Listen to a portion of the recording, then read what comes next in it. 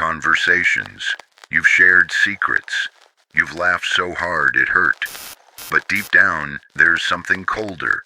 A sense that none of it was real. You're not paranoid. You're waking up. Most of what we call friendship is actually social survival. People don't connect with you.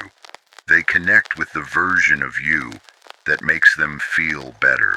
They like you when you're agreeable, when you're predictable, when your truth doesn't make them uncomfortable. That's not love.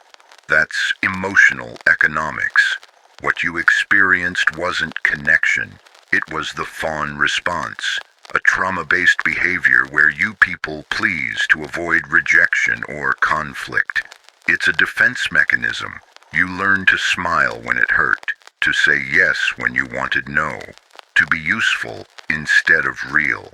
This is common in people who were never allowed to feel safe expressing anger, needs, or resistance. The brain learns, if I make them happy, I get to stay. But how to detect those false friendships?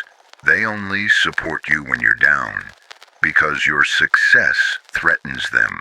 They withdraw when you express a boundary, because control was part of the deal.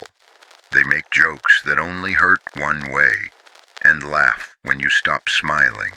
These aren't flaws, they're patterns. Once you see them, you can't unsee them.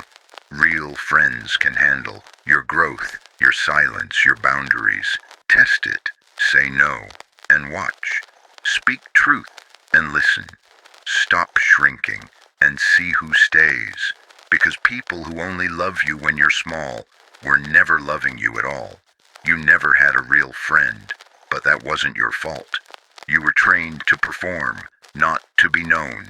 Now you know better, and now you choose better. Not everyone deserves access to the healed version of you.